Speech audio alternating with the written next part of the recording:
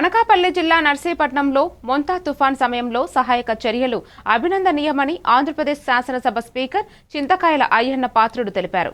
ముఖ్యమంత్రి, ఉప ముఖ్యమంత్రి ముందస్తుగా అప్రమత్తం చేయడం, అధికారులు పునరావాస కేంద్రాలను ఏర్పాటు చేయడం, రోడ్లపైన చెట్లను తొలగించడం వంటి చర్యల వల్ల ప్రాణ నష్టం నివారించబడిందన్నారు.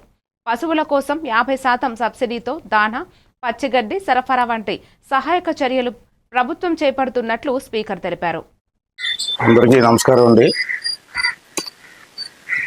నిన్న జరిగినటువంటి మోంతా సైక్లోన్ వల్ల రాష్ట్రం తీవ్రమైన నష్టం జరుగుతుందని చెప్పి అందరూ ఊహించాం.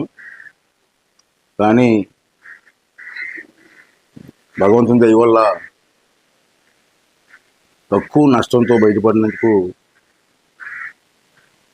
నా ఆనందం వ్యక్తం చేస్తున్నాను. ముఖ్యంగా మనం చెప్పవలసింది ఏంటంటే, మన ముఖ్యమంత్రి గారు నారా చంద్రబాబు నాయుడు గారు, డిప్యూటీ సీఎం గారు పవన్ కళ్యాణ్ గారు ఈ తుఫాను తీవ్రతను ముందుగానే ఊహించి అధికార యంత్రాన్ని అలాగే ప్రజల్ని అప్రమత్తం చేసిన సంగతి మనం చూసాం.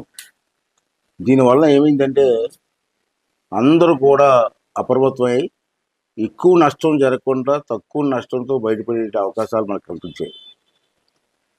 ప్రభుత్వ ఆదేశాలతో అధికారులు తక్షణమే రంగంలోకి దిగి లోతట్టు ప్రాంతాల్లో మరియు తీర ప్రాంతాల్లో ఉన్న ప్రజలను ముందుగానే పునరావాస కేంద్రాలకు పంపించి ప్రాణ నష్టం జరగకుండా చూసి వారికి కావాల్సినటువంటి భోజన ఏర్పాట్లన్నీ చేసినందుకు మరి ప్రభుత్వాన్ని, యంత్రాంగాన్ని కూడా అభినందించాల్సిన అవసరం ఉందని చెప్పి మనం చేస్తున్నాను.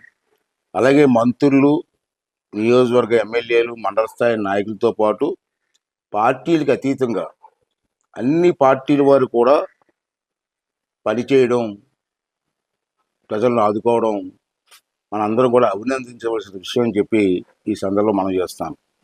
అలాగే ముఖ్యంగా మండలాలు, పంచాయతీల్లో క్షేత్రస్థాయి చివరి ఉద్యోగస్తు స్వీపర్ల వరకు కూడా అందరూ కూడా కష్టపడి పనిచేశారు.